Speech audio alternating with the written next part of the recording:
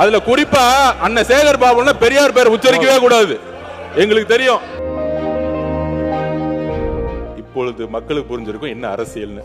GO pass பண்ணாங்க, அனைத்து சாதி அர்ச்சகராக விழா நடத்தினாங்க, 32 பேருக்கு அப்பாயின்மெண்ட் ஆர்டர் கொடுத்துட்டு கேஸ போட்டது யாருன்னு தெரியும். 5 வருஷம் கவர்மெண்ட்ல அவங்க இருந்தாங்களா, ஆனா அந்த கேஸ வெற்றி பெறவே முடியாதான். இப்ப நம்மள பார்த்து கேஸ நடத்தி இந்த திட்டத்தை செயல்படுத்துங்கன்னு சொல்றாங்க. உறுதியாக நாங்கள் கேஸில் வெற்றி பெற்று இந்த திட்டத்தை பெரியார் வழியில் செயல்படுத்துவோம். கொடுக்கிறேன். மாண்புமிகு சேகர் பாபு. மாண்புமிகு பேரவைத் தலைவர் அவர்களே, சுருக்கமா தான் அனைத்து ஜாதியினர் அச்சகலாம் திட்டத்தில் இந்த ஆட்சி பொறுப்பேற்றவுடன் 32 பேர்களை அந்த திட்டத்தின் கீழ் மாண்புமிகு முதலமைச்சர் அவர்கள் நீதிமன்றத்திற்கு சென்று தடை வாங்குகிறார்கள் என்ற கருத்தை அறிந்து ஞாயிற்றுக்கிழமை அன்று அந்த திட்டத்தை நிறைவேற்றி திங்கட்கிழமை நீதிமன்றத்துக்கு செல்வதையே தடுத்த முதல்வர் எங்கள் முதல்வர். அதன் பிறகு ஏன் வழங்கவில்லை தொடர்ந்து என்று மாண்புமிகு பொதுப்பணித்துறை அமைச்சர் கேள்வி எழுப்பினார்.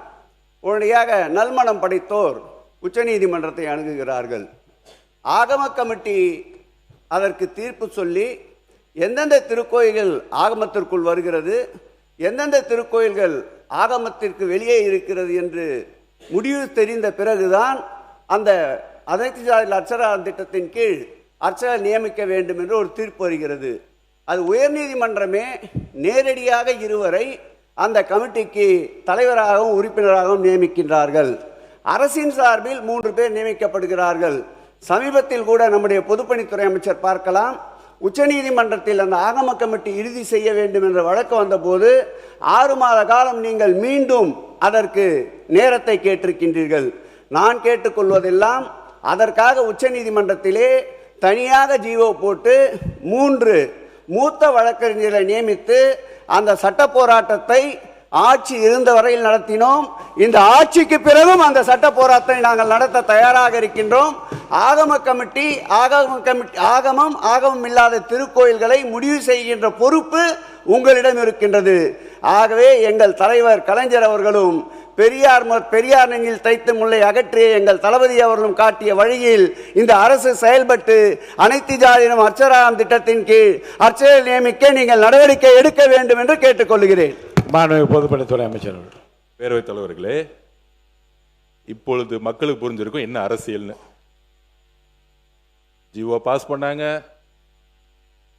அனைத்து சாதி அர்ச்சகராக விழா நடத்தினாங்க, 32 பேருக்கு அப்பாயின்மெண்ட் ஆர்டர் கொடுத்துட்டு கேஸ போட்டது யாருன்னு தெரியும். 5 வருஷம் கவர்மெண்ட்ல அவங்க இருந்தாங்களா, ஆனா அந்த கேஸ வெற்றி பெறவே முடியாதான். இப்ப நம்மள பார்த்து கேஸ நடத்தி இந்த திட்டத்தை செயல்படுத்துங்கன்னு சொல்றாங்க. உறுதியாக நாங்கள் கேஸில் வெற்றி பெற்று இந்த திட்டத்தை பெரியார் வழியில் செயல்படுத்துவோம். அதை நாங்க பதிவு பண்றோம். இதில் உள்ள அரசியல் என்னன்னா, சில மதவாதிகளுடைய அழுத்தத்தினால் கேஸ போட வச்சு இவங்களே டிராப் பண்ணி அதுல குறிப்பா அண்ணன் சேகர் பாபுன்னா பெரியார் பேர் உச்சரிக்கவே கூடாது, எங்களுக்கு தெரியும். அதனால இந்த போன ஆட்சி பெரியார் பெயரை பேரளவுக்கு சொல்லிட்டு அனைத்து சாதி அர்ச்சகர் திட்டத்தை கைவிடப்பட்டுட்டாங்க. 5 வருஷம் சுப்ரீம் கோர்ட்ல ஜெயிக்கவே இல்லை இந்த கேஸ்ல. ஜஸ்ட் எல்லாமே பேப்பர்ல தான் இருக்கு, எந்த திட்டமா இருந்தாலும் பேப்பர்ல தான் இருக்கு அப்படிங்கறத நான் பதிப்பிட்டேன். அதுக்கு ஒரு மக்களுக்கு முன்னுதாரணம் இந்த திட்டம் தான். பள்ளிக்கல்வித்துறை அமைச்சர் அவர்கள். பள்ளிக்கல்வித்துறை அமைச்சர் இதெல்லாம் முடிக்கணும். பள்ளிக்கல்வித்துறை அமைச்சர் அவர்கள். உட்காருங்க. பேரவைத் தலைவர் அவர்களே, அவர் பேசிட்டு உட்காருங்க. இந்த எல்லா பிரச்சனையும் எங்க ஸ்டார்ட் ஆகுதுன்னா, அவர் பேசுறாரு, உட்காருங்க. திமுக சட்டமன்ற உறுப்பினர் பேசுகிற போது அவர் பேசிட்டுங்க, உட்காருங்க. நான் பேசணும்னா பேசுங்க, உட்காருங்க. நீ பள்ளிக்கல்வித்துறை அமைச்சர் பேசுங்க.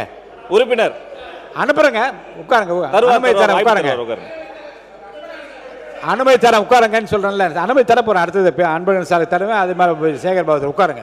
நீ பேசுங்க சார். மாண்புமிகு பேரவைத் தலைவர் அவர்களே, இதெல்லாம் எங்க ஸ்டார்ட் ஆச்சுன்னா, சட்டமன்ற உறுப்பினர் பேசுகிற போது சமூக நீதித்துறை அமைச்சர் இதை சொல்லிட்டாருன்னு சொல்லிட்டு தாங்கள் என்னெல்லாம் செஞ்சோம், அதை செஞ்சோம், எதை செஞ்சோன்னு பெருசா சொல்லிக்கிட்டே போனார். உண்மையிலேயே அனைத்து சாதியை சேர்ந்தவங்களை அர்ச்சகர் ஆக்கணும் அப்படின்னு அவங்க சொல்றாங்க.